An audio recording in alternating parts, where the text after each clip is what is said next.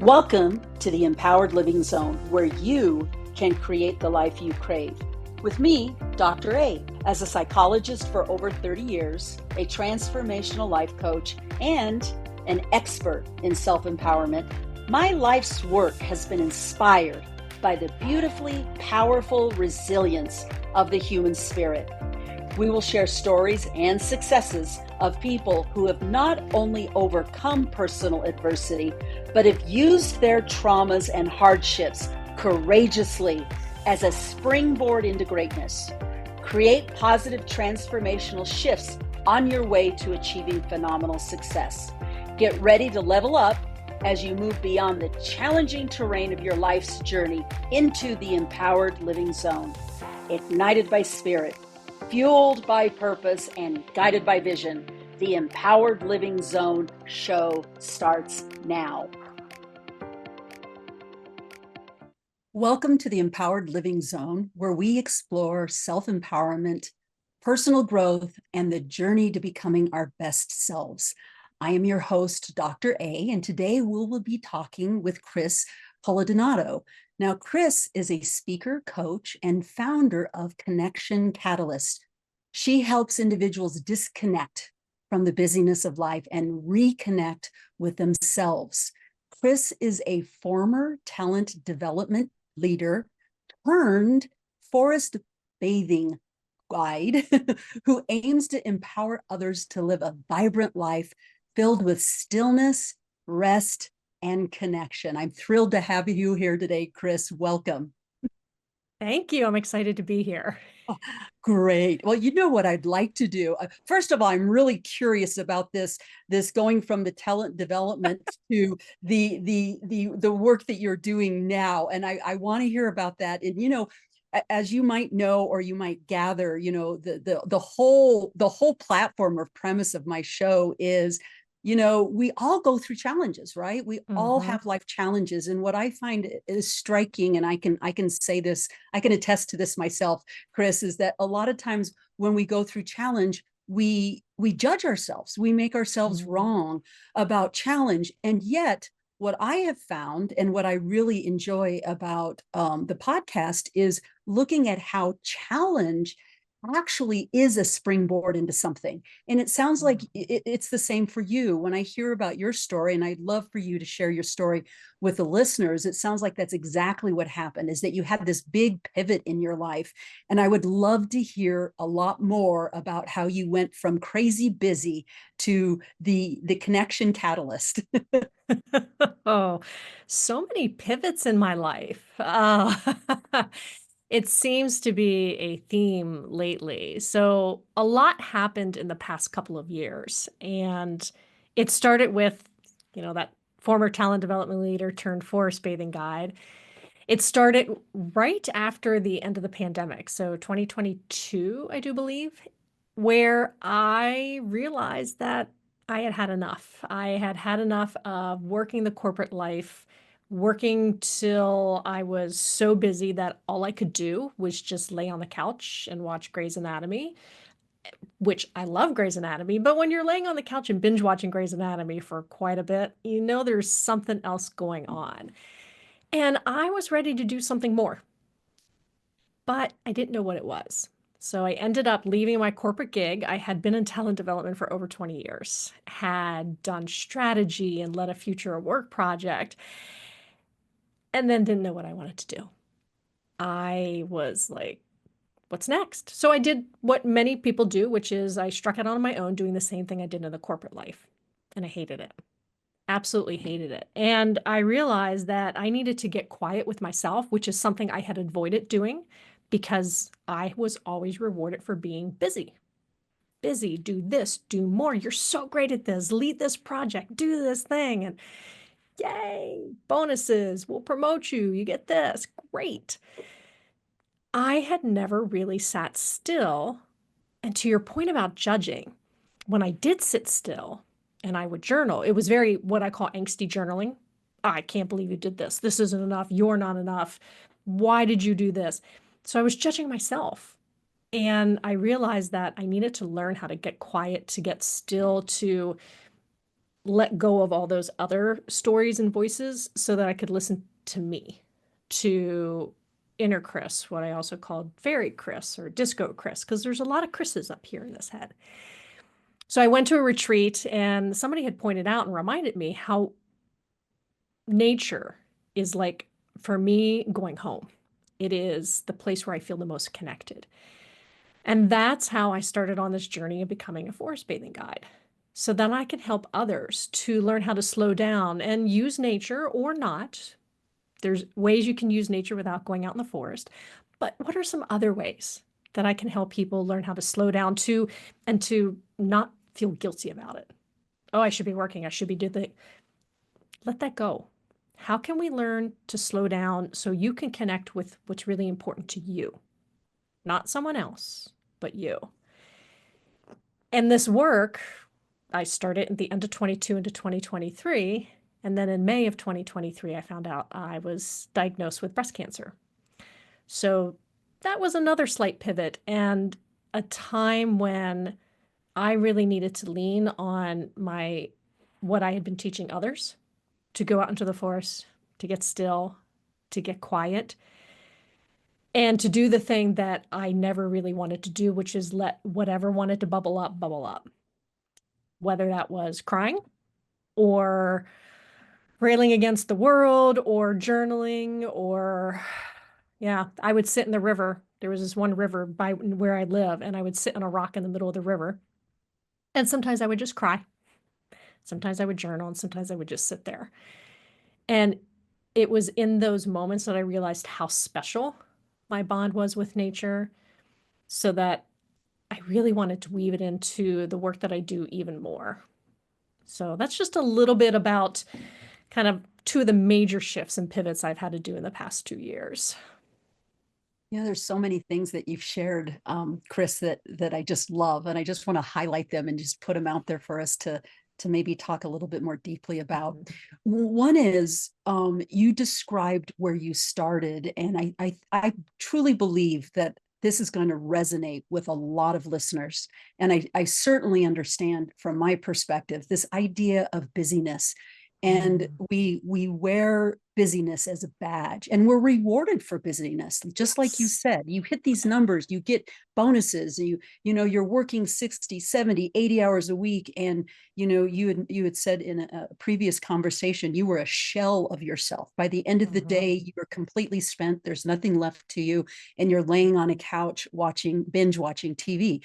And I will tell you, not only have I had that experience, but this is a chronic experience that I witness with my clients. And what I'm really struck by is how scary it is for people to let that go. Like, I'm imagining, as people are listening to this podcast, they're thinking, yeah, Chris, that worked for you, but that would never work for me. They're terrified of letting go of the busyness and really being still.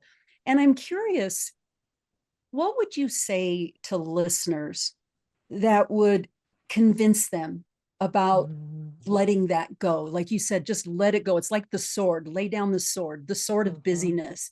What is it that, based on your own personal experience, what is it that you think that you could share that would really catch our listeners' attention to go, oh, maybe there is something here for me? I think that there's two things. They're both jumping for attention in my brain right now. And the first is, take a moment and just sit, even if it's for 5 minutes, and just sit in silence. No headphones, no podcast, no meditation, nothing. And see how comfortable you are doing that. Are you feeling like, oh, okay, I gotta go, if you are, that's a sign that you most likely need more of that in your life. Because our systems and our bodies just get so used to being cranked up and stressed, where things are coming out. We have to constant digital notifications, the phone's always on, work is calling, the kids have activities to go to. We are in this fight or flight mode. And that causes us to be like, I gotta go. Or in that 5 minutes, are you so exhausted that you can barely keep your eyes open? Again, probably a sign that you need to do that more. When I tell people that and they're like, but I have all these things to do. My question to you is this. You've probably flown in your life at one point in time, and you've heard the flight attendants say, put your own oxygen mask on yourself first. You will not be any good to anyone if you're burned out. So if you think that you need to be there for your children, for your spouse, for your partner, for your friends, for your coworkers, yes, and how are you going to do that when you are so completely spent, burnt out, overworked that you can't even show up as yourself anymore? Right, right. Yeah, it's interesting, and I'll share my own battle with this. This is I love that we're having this conversation because, I feel like it is, personally resonating for me. I know that my own challenges is, my own challenges are really around quieting that ego, the not enoughness, you got to do more, you got to do more, you got to do more. And I commit to an active practice of presence and slowing down. And even with me being actively committed to this, it is easy for that ego just to sneak in and Mm-hmm. wreak havoc. And, it's interesting in my work with my clients, how much they believe that voice of the ego. And, Yeah. they really have a difficult time, you know, shutting it down or not Mhm. giving it as much importance. And what is so important about this is this quieting, this slowing down, the just being present and still with yourself is actually the antidote to the noisy Yes. voice of the ego. And so if people just give it a chance, Yeah. just a chance, just give me 5 minutes, like you said, start with Mhm. 5 minutes, and just be with what happens. Don't judge it, don't Mhm. make it right or Mm-mm. wrong, just be with it. And it's like a muscle. The more you practice it, the Mhm. better you are at it, right? Yeah, I found that for me, and here's the thing, I'll get a lot of people that will ask, "Oh, should I meditate? Should I journal?" Maybe. You have to find what works for you. So I'll have people that try to meditate for 20 minutes at a time right out of the gate. And it's like, try 1 minute, then try two. If you don't like guided meditations, try quiet, try walking, try journaling. There are so many tools and techniques out there. There is active rest, meaning coloring. I love to color. Coloring books are my jam. I'm looking right up at a whole set of pencils and about 10 coloring books right now. That for me is an active way for me to let my brain just, oh, okay, I'm going to soften. And the act of doing something relaxes me and is almost my form of meditation. So start, but start small. And remember, if you are thinking about those people that you want to serve and those people that you want to be there for, the only way you're going to do that is if you're there for yourself first.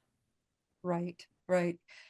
I started my journey. Oh my goodness, it's been 30 years ago. And when I say I started my journey, my journey of self-awareness and Yeah. discovery and learning to quiet my mind and get connected to that deeper wisdom and deeper self within me. And what was really interesting is 30 years ago, I started with meditation and I sucked at it. And part of it was I was a busybody. And when I say a busybody, it wasn't that I wasn't doing important or fun things or things that I enjoyed. I just like moving. I mean, I came Mm-hmm. into this world wanting to move. I remember being a little kid, 3 and 4, and my mother's trying to, sit me in front of a TV as the babysitter. And I'm like, nope, I can't do that. I gotta go. And so I've always been that moving kind of person. And Yes. here's something crazy. You know how I started off my meditation? I would get on a recumbent bike and I would pedal and pedal and pedal. I would just be Mm-hmm. moving. So I needed to occupy my body. Like my body Yes. needed to do something. And when I started doing that, I was able to get my mind into that place of presence. And so that's how I started. And the reason I want to share this is, you're right on. What might work for me may not work for you. And what's Right. important is that the person has to find what works for that person to Mhm. get them into that zone, to get them into that place where they can quiet their mind and just be with the presence. It's really important. Yeah, I started with walking meditation because I'm like you. I need to go, I need to move. That's the first thing I need to do in the morning. There might be a dance party or some yoga or some light stretching, but I started with walking meditation. I still do walking meditation, but I also have gotten to a point after 5, 6, 7, 8 years where I can actually sit in silence. But that was a long journey for me. And it's also why I like forest bathing, because forest bathing is being mindful and present and using nature as a way to focus your attention. So much like a guided meditation, you might listen to your voice and follow your breath. This is about, what do you see? And really just focusing on what you see or hear. And there's different ways to really focus on nature and connect with nature so you can let that busy, busy brain take a rest. Mm-hmm. Right, right. Yeah, and I wanted to follow up on something that you said. I think this is interesting. I'm curious how this lands with you, Chris. I think a lot of times we make decisions in our lives, and then we make that decision, and it's almost like the universe kind of opens up and it's like, okay, are you really serious about this? Are you ready? And I'm curious about, when you said, I've had enough, I'm not doing this anymore. And then you got into this idea of connecting with nature. And then shortly after that, you got the breast cancer diagnosis. Mhm. And when you said that, I just got goosebumps because it was like, okay, the universe is nudging you. Like, okay, let's see if you really are ready for this. Let's see, rubber meets the road. Let's see what really happens. And what I'm curious about is, what was it about getting the diagnosis?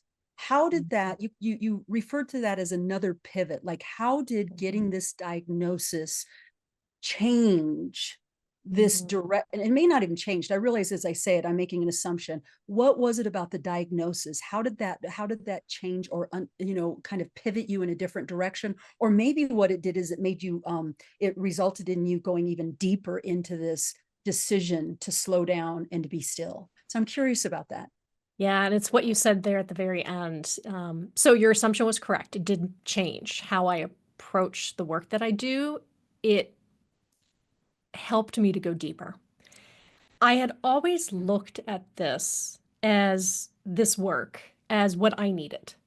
And trust me, I was the person who's probably, or who may be listening to this going, okay, that's really nice, but I gotta go.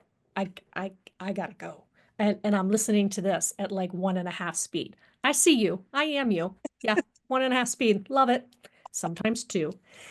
And I really focused on how can I help those that don't see the need to disconnect, the importance of it, the need to slow down.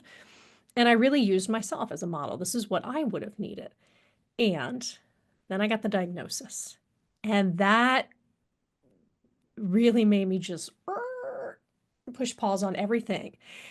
And it forced me to use all the tools and the work that I was doing in a completely different way, in a healing way, in a way that, yes, I needed to be still, but I also needed to be okay with whatever came up because here I was thinking, I'm doing great. I've got this business I've started. I'm really excited about it. And now I have all these other things. And I put to work all the tools that I had had before and then some. And what it helped me to see is almost the sacredness of this work.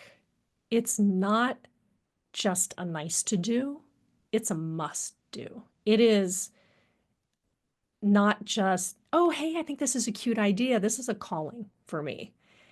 And it's also really what I now consider healing work. Because before I'm like, oh, I'm going to help you slow down. Oh, I'm going to help you, because you'll be able to show up for others. You'll be able to connect with others more deeply. And now I'm like, yeah, this is important work. This is really touching not just your body, but your mind and your spirit. And it's those three things together that allow us to truly live a full life. And if one of them is off balance, then we're off balance and we're not fully contributing or fully living, and life is just passing us by. And that's what I consider my life for so long. It was passing me by. I was not an active participant in it. And then when I turned to forest bathing, I was like, oh, this is cool. This is neat. And then I got the breast cancer diagnosis and I was like, oh, yeah. That time in nature I spent while I was going through my treatments. Every morning before radiation, I would go down early because I had to go into the city. So I'd go early to beat the traffic and I'd walk along a creek and a trail. Every day on my way back, I would stop at another trail. And those two trails to me healed me in so many ways. They healed my body. They allowed me to just rest. They healed my mind. It was the one of the few times that I could get my mind to slow down and to stop. And it also just healed my spirit, because connecting with nature, you realize you're a part of something bigger and you're not alone. You're there with all of these wonderful plants, animals, rivers, it just all you're around life. And that's when I realized that the work I'm doing is not just nice, not just needed, but truly sacred work. Wow, boy, you said it perfectly. I mean, I couldn't say it any better. And you were going right in the direction that I was thinking. It was like it went from I can't do this anymore to this is nice to, oh, holy cow, this is essential. Yeah. This is required. Like you said, the oxygen mask, you cannot live without oxygen. It's like Mhm. it got to the point with the breast cancer diagnosis, is that this was something that was essential for you. It wasn't just a must. It was kind of nice. It's a must instead of a nice thing. Yeah, it's exactly it. And it hits me at a deeper level now when I'm building something or I'm posting something or I'm building a new offering. It's not just, oh, hey, I think I'll do this so I can get money. It's, okay, what did I need? What am I hearing from the collective set of humans that are on this earth? And what is it that either I haven't shared before or I can share, or what's kind of bubbling up for me that this might be the right time for this so that I can help more humans? And yeah, it's become a much deeper calling. Right. Let's take a quick break, Chris. And when we get back, I would like to hear, and I'm sure the listeners are really curious about this forest bathing. Like, what exactly is it? And also, what I would really love. I mean, I'm being a little selfish here. What I would really love to hear is, how can you describe this experience and what it actually does? Like, if Mm. you were to paint a picture, or if you were to give it texture or color, what would that look like? So it really hits home with the Mhm. listeners about what the experience is like. So let's take a quick break. And when we get back, let's get into that a little bit more. So you are listening to the Empowered Living Zone with me, Dr. A, and my guest, Chris, and we'll be right back.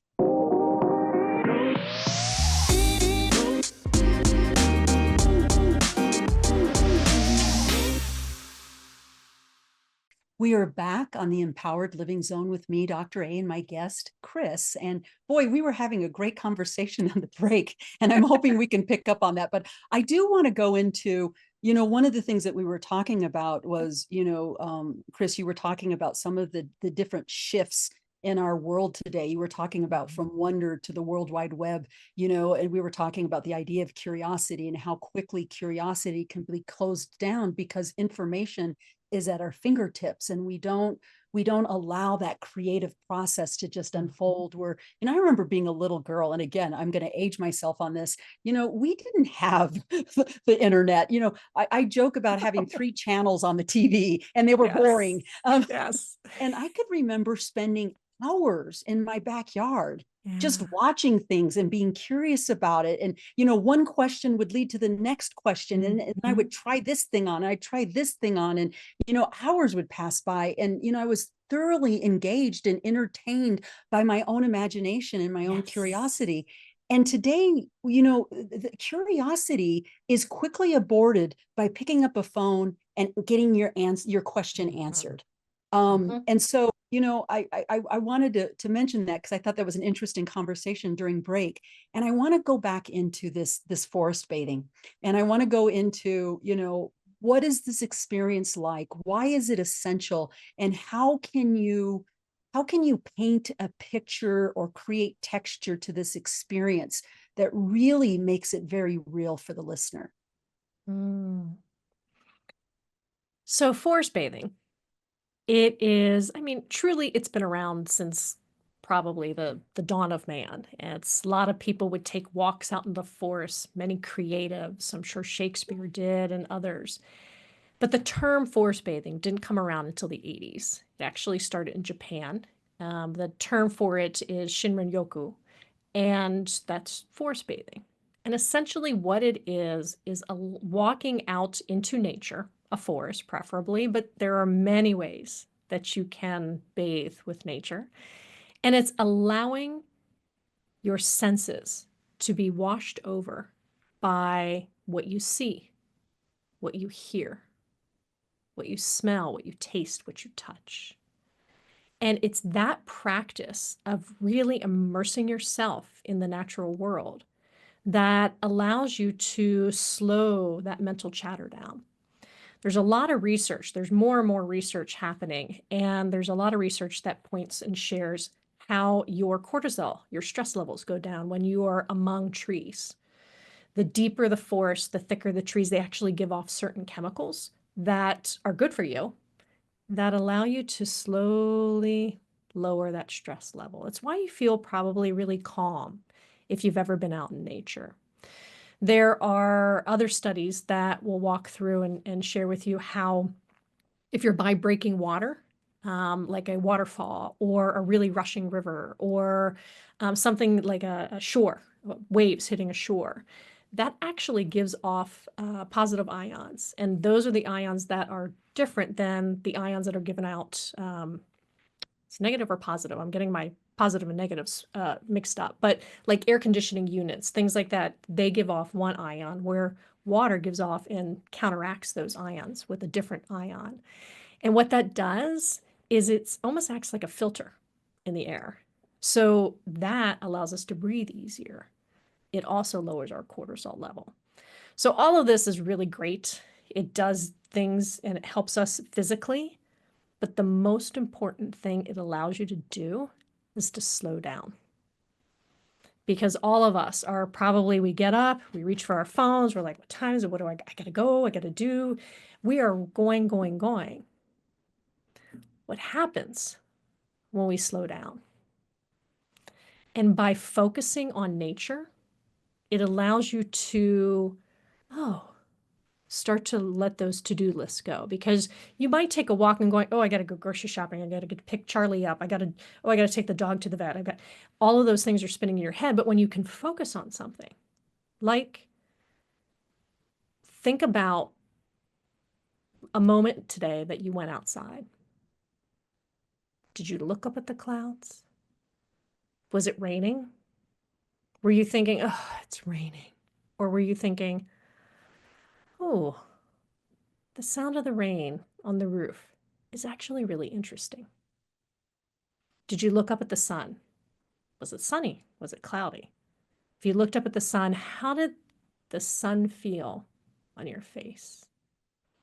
It's those types of things that allow you to forget about what's happened before, what's coming up, and allows you to be fully present in that moment.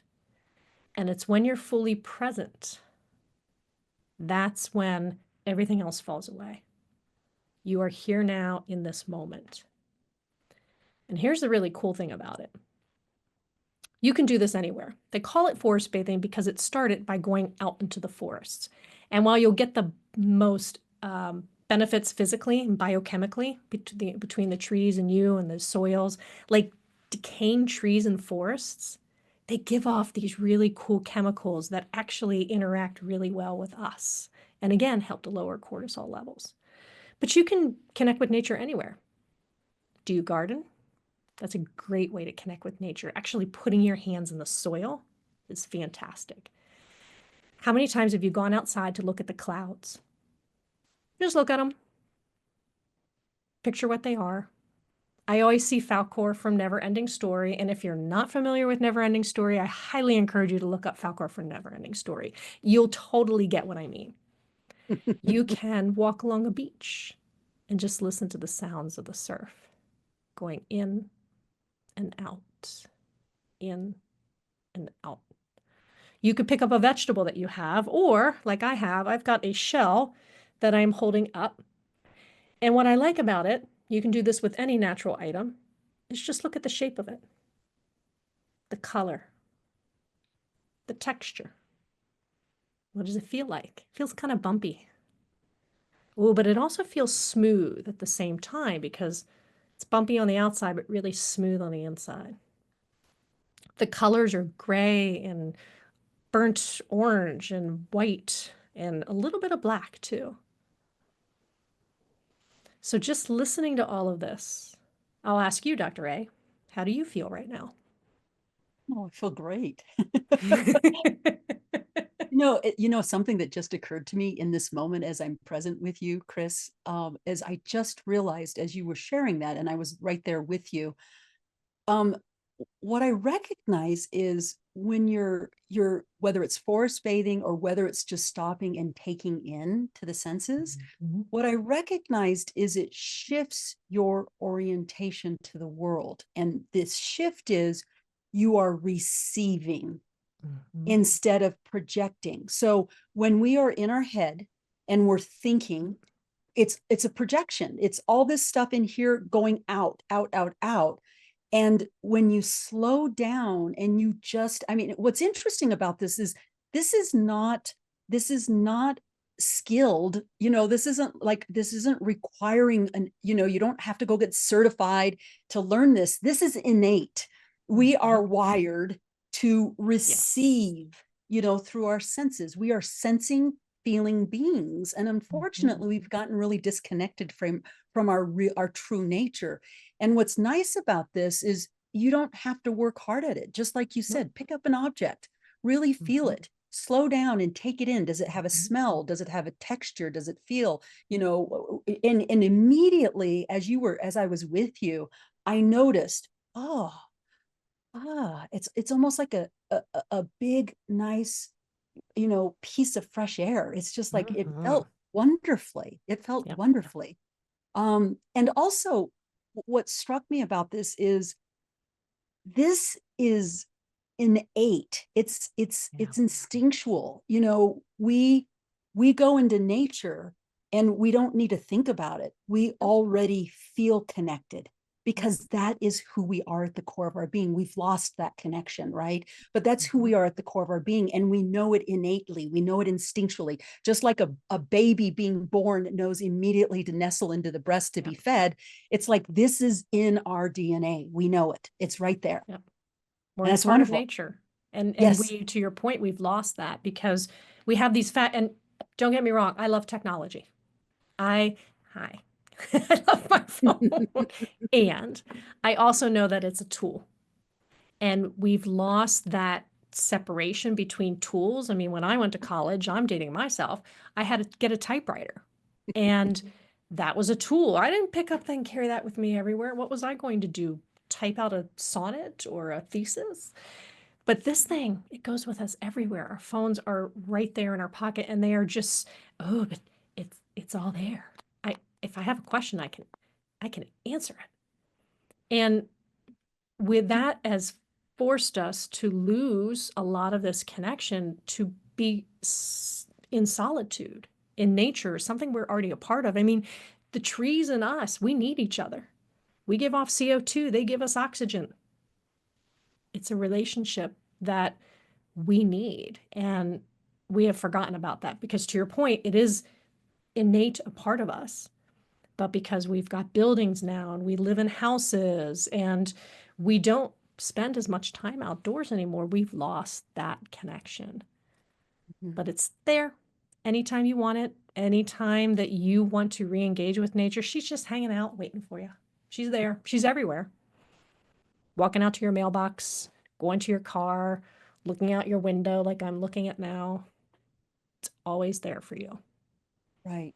Well, and also it's not just something that's nice. What I liked about what you shared also is, and I didn't even think about this, and thank you so much for reminding me, is there's actually chemicals happening. There's Yeah. chemical interactions that are happening that we are in some ways being fed by nature, Mm-hmm. like even, something that I'm aware of is many of us are suffering from vitamin D deficiencies. Yeah. Well, Yeah. why are we suffering from vitamin D deficiencies? Because we're not outside, Nope. because We're in the here. sunshine creates it. It makes it happen for us. And yet there's even others when you're talking about the ions, or you're talking about, Mm-hmm. the different things in the soil, that literally putting your hands in soil, or Mm-hmm. walking barefoot in grass and having Yes, please. connection with grass, you're actually absorbing chemicals that create that sense of calm. Yeah. Yeah. And it's again, it's there for you whenever you need it, want it, can engage with it, and the more the better. You don't have to go out to a forest. I mean, trust me, I love a good forest, but it's not available to everybody. Right. But everybody can walk outside and just soak in some sunlight. They can look at the clouds. They can listen to the rain. They can see what, if a butterfly is going past, what does that butterfly look like? Where's it going? Don't look it up. We don't need to know what butterfly it is. We just need to sit there and appreciate that which we're already a part of, nature. What would you recommend for people living in really, really big cities like New York City or Chicago, where, like, I think about New York City. I remember, I used to have to go to New York City for work, and I was just struck by how you could go for blocks and blocks and not see anything green. Like there was not a Yeah. patch of grass or a tree.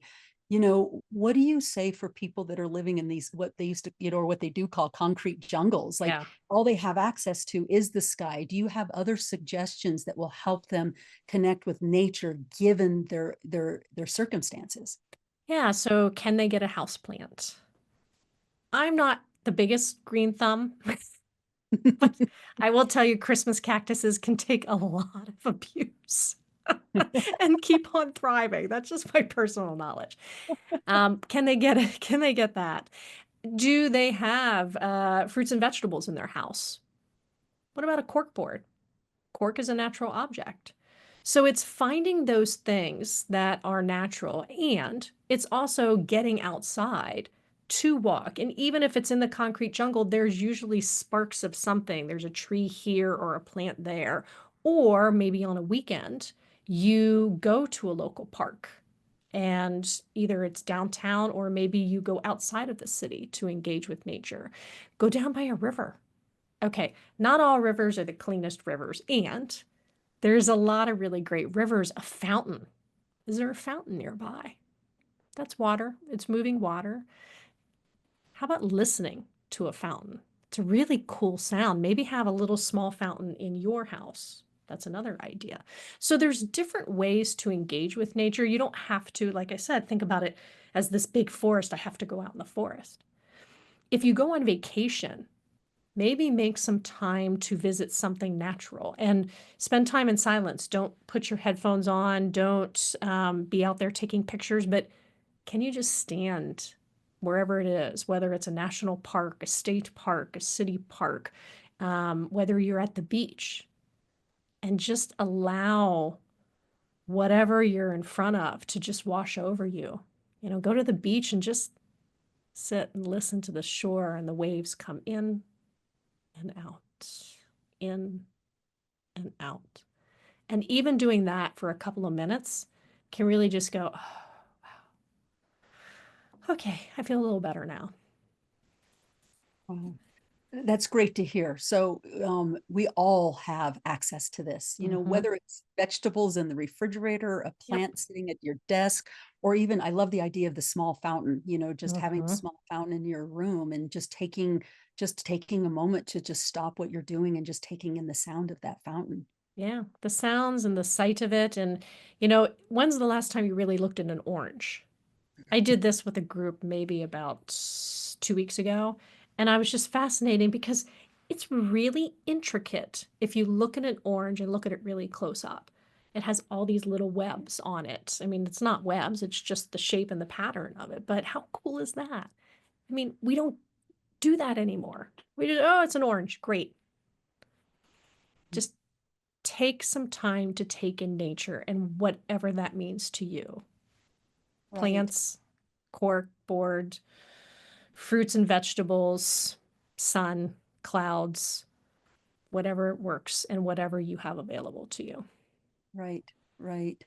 Yeah. Well, let's take another quick break. And when we come back, I'd like to talk a little bit more about like, we were talking about challenge and how we have a tendency to judge our challenges, yet our challenges are the things that we often, I mean, those are the things that is like our fuel, the fuel that feeds us in terms of what we give the world, and how we serve the world.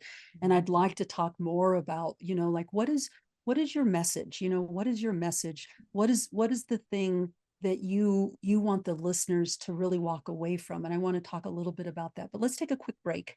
And Okay. when we get back, we'll talk more about that. You're listening to the Empowered Living Zone with me, Dr. A, and my guest today is Chris Coladonato, and we'll be right back.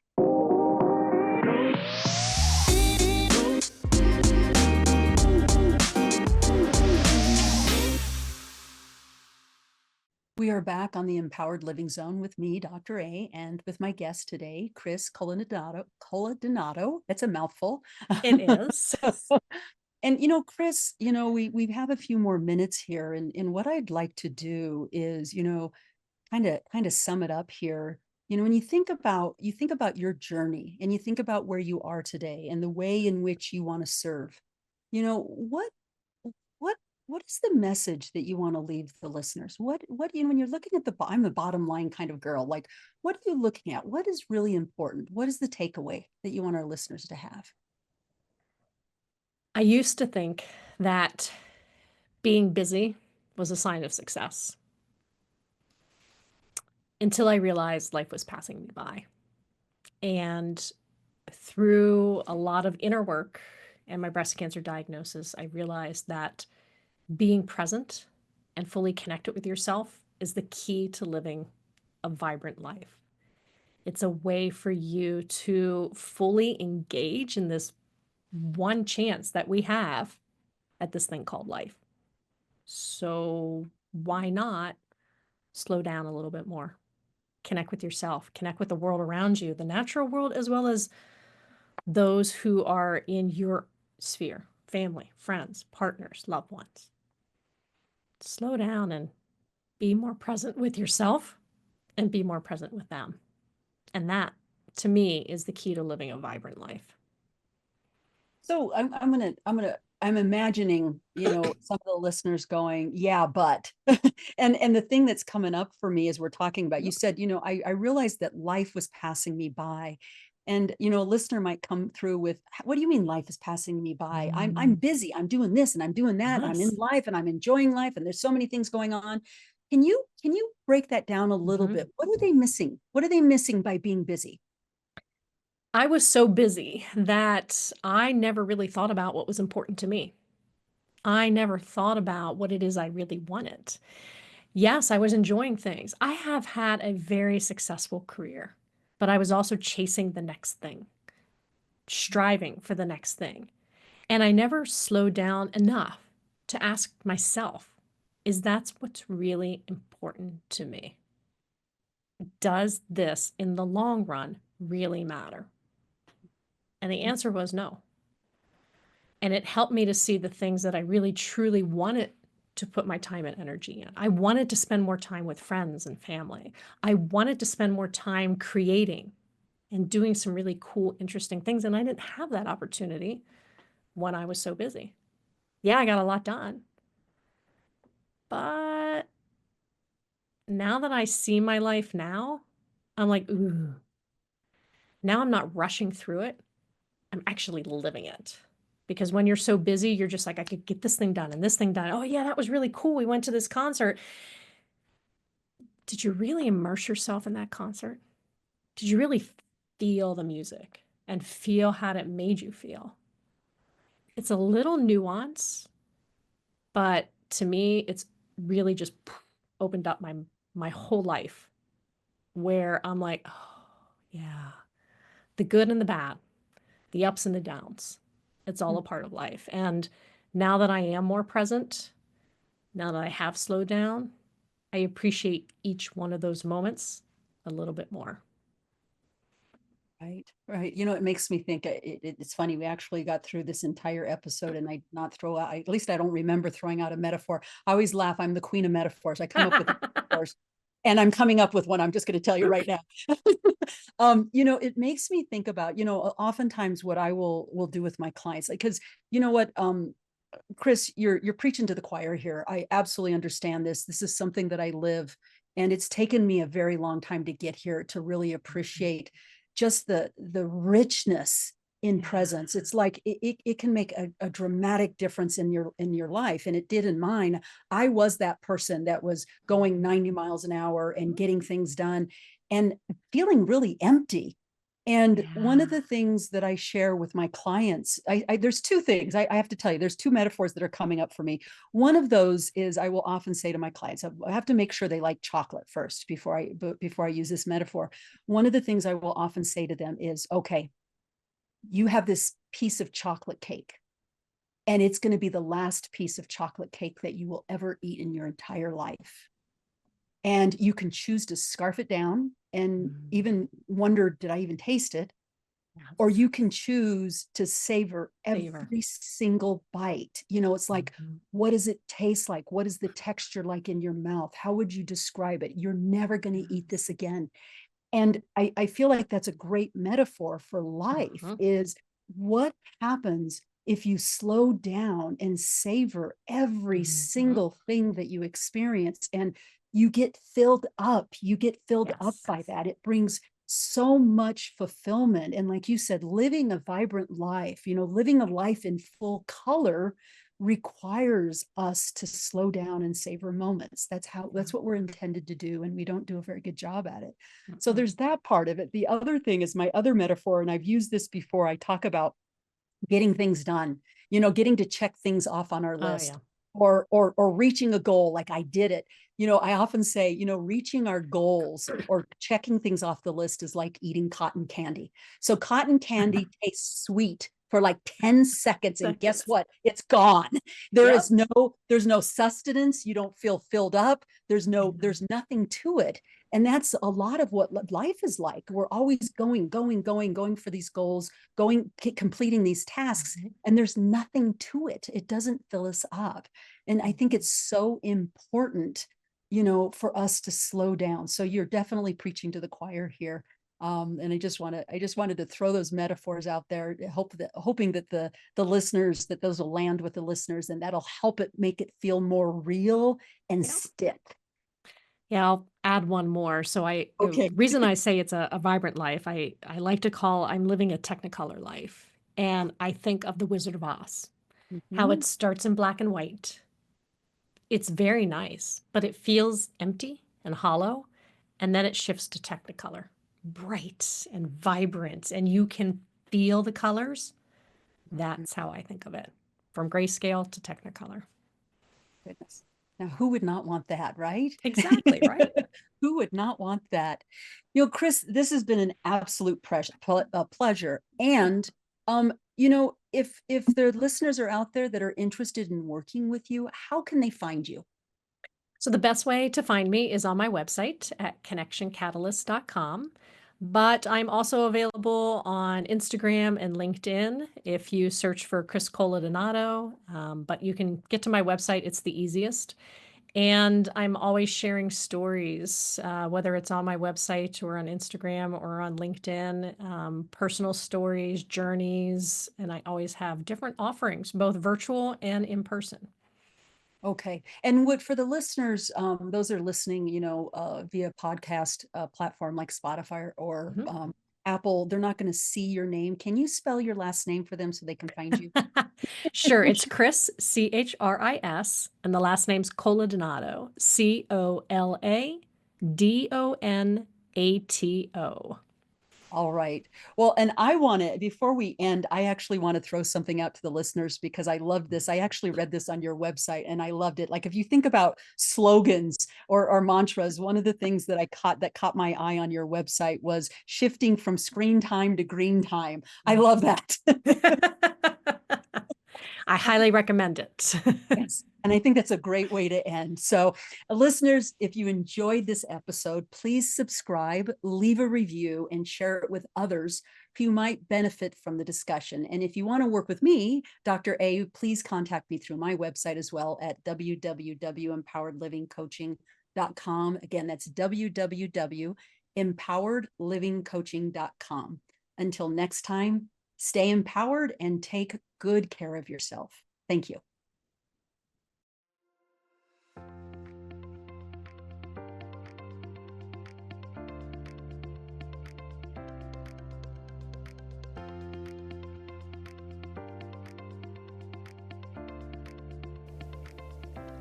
Thank you for tuning in to the Empowered Living Zone show with me, Dr. A, to create the life you crave. Tune in on the first and third Tuesdays at noon Pacific time on transformationtalkradio.com and get ready for another show. Say yes to creating positive and empowering change in your life and move beyond life's challenging terrain into the zone of success. Be ignited by spirit, fueled by purpose, and guided by vision in the Empowered Living Zone. For more information on how to do deep transformational work with me and to create the life you crave, visit empoweredlivingcoaching.com. That's empoweredlivingcoaching.com. See you next time.